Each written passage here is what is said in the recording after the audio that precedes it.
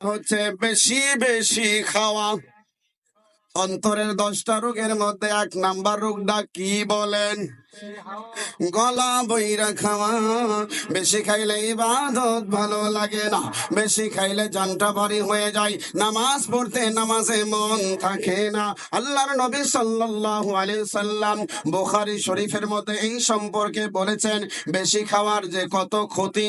আমার নবী সাল্লাল্লাহু আলাইহি সাল্লাম বলেছেন বুখারীর 5397 নম্বর হাদিসের মধ্যে, একজন সাহাবী মুসলমান হওয়ার আগে বেশি বেশি খাইতেন। এই সাহাবী যখন মুসলমান হয়ে গেল, আমার নবীর কাছে আইসা বলে, ইয়া রাসূলুল্লাহ, আমি মুসলমান হওয়ার আগে বেশি বেশি খাইতাম। আল্লাহর নবী সাল্লাল্লাহু আলাইহি সাল্লাম বলেন, ওরে আমার সাহাবীরা, শুনে নাও শুনে নাও শুনে নাও, বেশি বেশি যারা খায় কাফেরেরা 7 পেটে খায় আর মুমিনেরা 1 পেটে খায়। মানে কাফেররা যা খায় 7 ভাগের 1 ভাগ খায় মুমিনেরা, এই 7 ভাগ বেশি খায় কাফেরেরা। তাহলে এই হাদিস দিয়া প্রমাণ হয়ে গেল বেশি বেশি খাওয়ার ফজিলত বেশি বেশি না? আরে বুঝছি তুই উল্লাহ কইছি তো, কি ভাই বুঝলাম না তো, জোরে বলেন আল্লাহু আকবার। বেশি খাওয়ার ফজিলত কম না বেশি? বেশি খাওয়া ফলাইলে শরীরের মধ্যে ক্লান্তি চলে আসে, নামাজের মধ্যে আর মজা লাগে না, রোজার মধ্যে আর মজা লাগে না। রোজা তো না খাইয়াই থাকে নাকি? না খাইয়াই থাকে, সারাদিন না খায়, ঠিক কিনা বলেন? খাইয়াই থাকে সাহারি খায়া। তাহলে অন্তরের 10টা রোগের মধ্যে 1 নাম্বার রোগের নাম কি? জোরে বলেন। তাহলে আমরা কম খাই না বেশি খাই? আরে আমি হুজুর তো এই রোগে আক্রান্ত, খাওয়ার যদি পেট ভরার পরেও কই আরেকটু স্বাদ হইলে আরেকটু খাইতে হাঁটতাম, ঠিক কিনা বলেন? এই জন্যই তো আমাদের নামাজ ভালো লাগে না, এই জন্যই তো আমাদের ইবাদত গুলো ভালো লাগে না। ঘন ঘন টয়লেট হয়, ঘন ঘন প্রস্রাব হয়, ইবাদতের সময় আমাদের থাকে না। এই আল্লাহর ওলিদের দরবারে আমরা কেন আসি? শারীরিক রোগের জন্য ডাক্তার আছে, অন্তরের রোগের কোন ডাক্তার আউলিয়া কেরাম ছাড়া আর কেউ আসেনি। আউলিয়া কেরামেরা অন্তরের রোগের ডাক্তার। আল্লাহর ওলিদের কাছে যখন আইসা আমরা রোগগুলো বলি, তারপরে আমার আল্লাহর ওলিরা বিভিন্ন ধরনের ওজিফা দিয়া, বিভিন্ন ধরনের আমল দিয়া ওই রোগগুলো দূর করিয়া অন্তরটা কলবে সালেম করে দেয়। আল্লাহ কোরআনুল কারীমের মধ্যে বলেছেন, বিসমিল্লাহির রহমানির রহিম, ইয়াউমা লা ইয়ানফাউ মালুন ওয়ালা বানুন ইল্লা মান আতাল্লাহা বিকলবিন সালিম।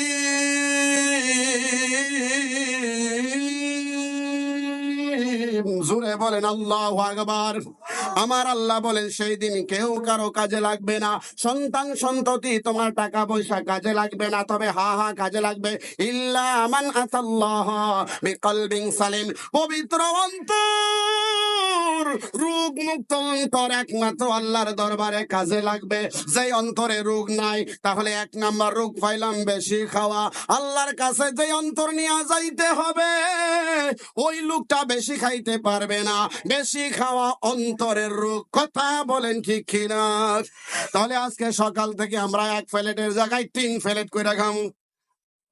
এক রোগী গেছে ডাক্তারের কাছে, ডাক্তার রুচি নাই, কি নাই? রুচি নাই। কি খাও?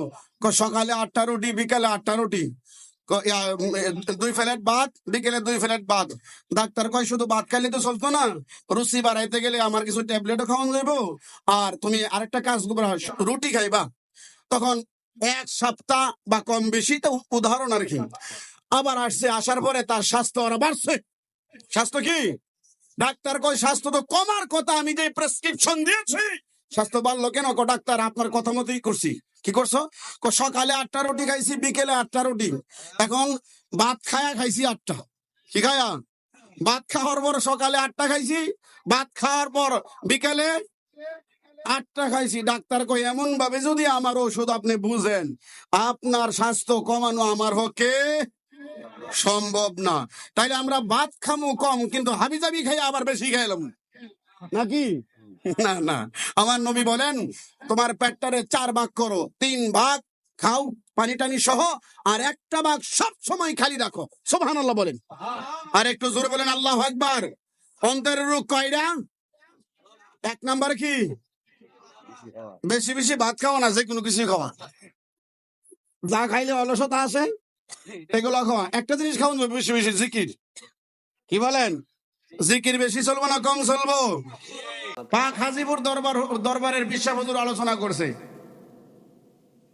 শুইয়া বইয়া দাঁড়ায়া জিকির করো। মানুষের অবস্থাই তিনটা। তার মানে এই আয়াতের ব্যাখ্যা হচ্ছে, মুরাদ হচ্ছে সর্ব অবস্থায় আল্লাহর জিকির জারি রাখো। আর একটু জোরে বলেন আল্লাহু আকবার। 2 নাম্বার রোগ হচ্ছে বেশি বেশি কথা বলা। কথাগুলো ইজি লাগতেছে কিন্তু এটা অন্তরের রোগ। কি বলেন? কথাগুলো মনে হইতেছে হুজুর কেমনে কইতাছে, এগুলো অন্তরের রোগ। আমি দলিল সহ বলছি, এটা কই আছে? বুখারী শরীফের 6474 নাম্বার হাদিস। কত নাম্বার হাদিস? আমি কালকে রাত্রে 2টা পর্যন্ত এগুলো লিখছি, একটা দলিল সহকারে। আরবিগুলো বললে আরো লম্বা হয়ে যাবো, এই জন্য শুধু তথ্যগুলো